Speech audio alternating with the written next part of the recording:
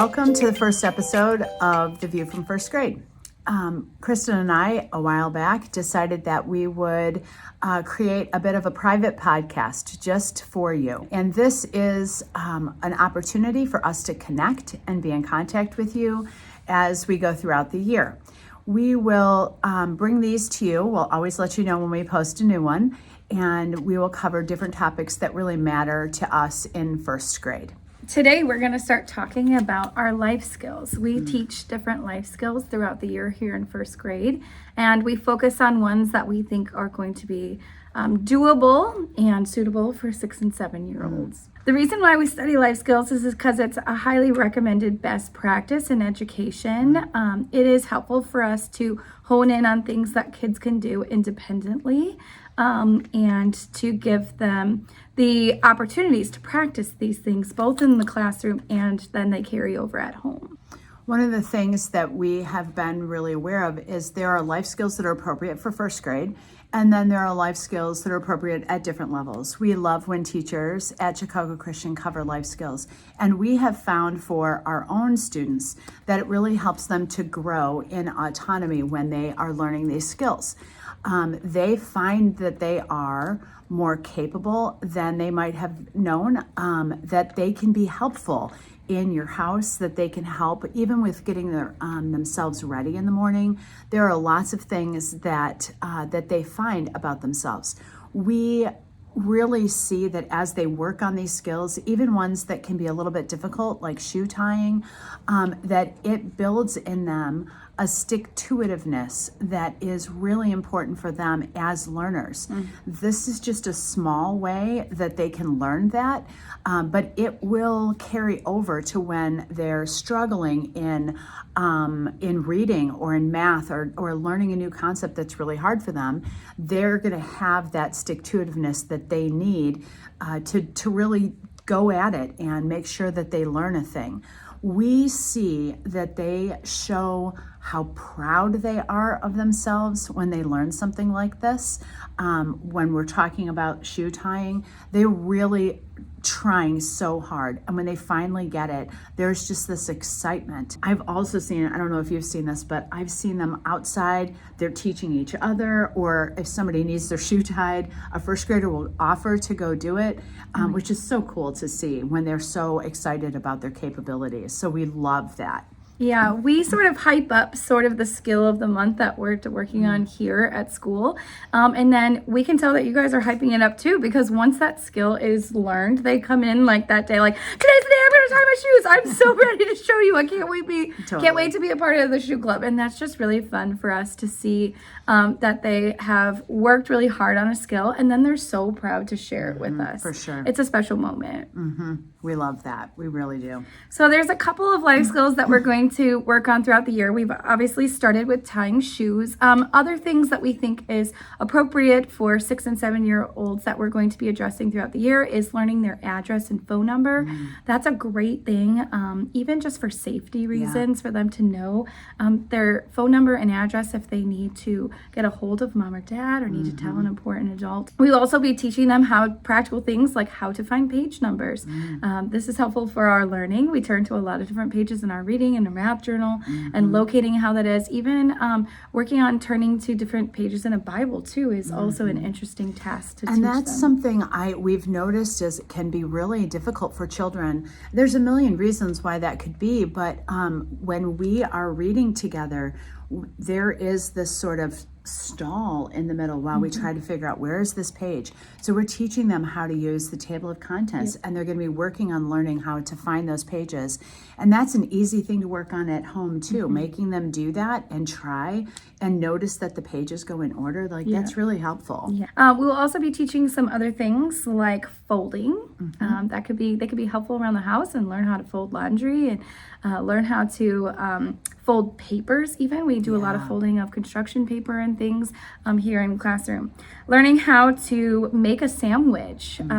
this is a skill that is good for them. And as they learn this here at school, we'll learn how to make a peanut butter and jelly sandwich. They'll get to eat peanut butter and jelly sandwiches that they make, and then giving them practice even ways that they can help pack their lunches for school and be helpful in the morning or in the evening whenever you pack lunches together, that they can have a job to do as that process goes through.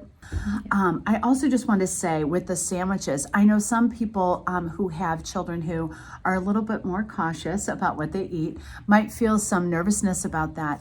But we have both seen kids who might otherwise not want to eat a peanut butter and jelly sandwich try it, learn about it, figure out how could they make it so that they would want to eat it. And all of that's been really, really good. I had a student a few years ago that was like, absolutely would not eat it. And then he wanted to eat the one that he made, which was really cool.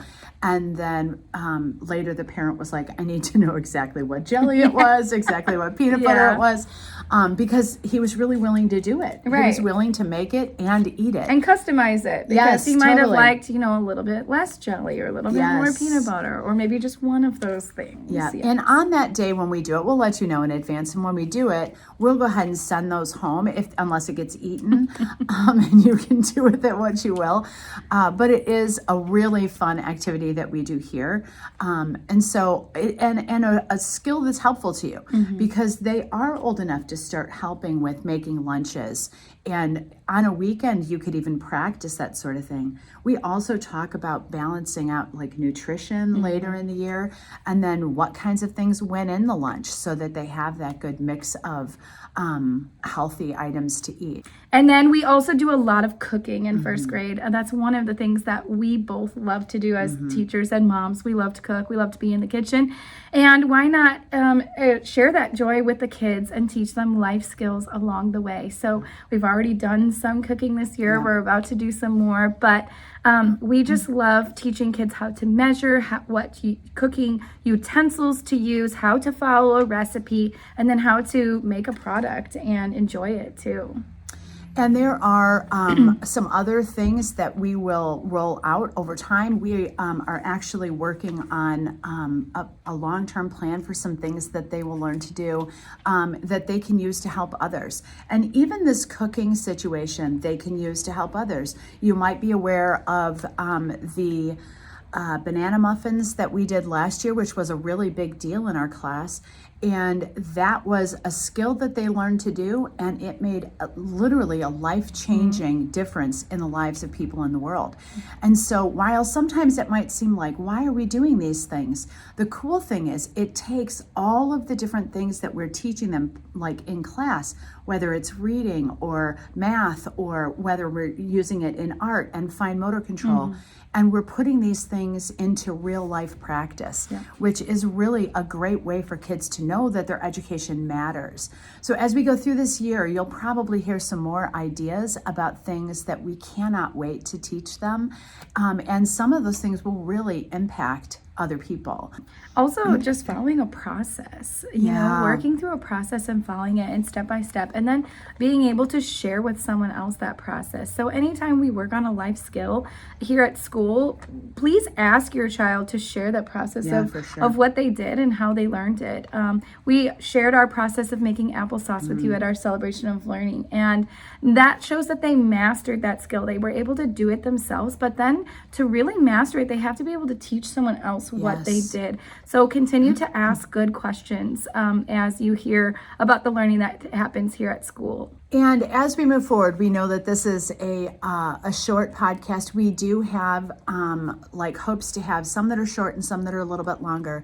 If there are things that you would like us to talk about, we are happy to prepare that for you. If you have questions about first grade or questions about things that we're doing here, we would be happy to put together a podcast on that. Please feel free to just reach out to us and we'll work that out. We do have some upcoming podcasts ready to go, and one of them, probably the next one that we will send out, will offer you some very practical ideas about how you can improve listening at home if that's a struggle for you. And we know these kids, they're amazing kids. We're thrilled to work with them. But we have some little tips and tricks that we use in the classroom that we want to just share in case it's helpful to you, and we will share that with you in our next podcast. We are so glad that you are listening to this, that you are working with us. And please, again, if there's anything that we can do, any of these that we can prepare that would be helpful for you, go ahead and reach out to us. Until then, we look forward to connecting with you in the next one.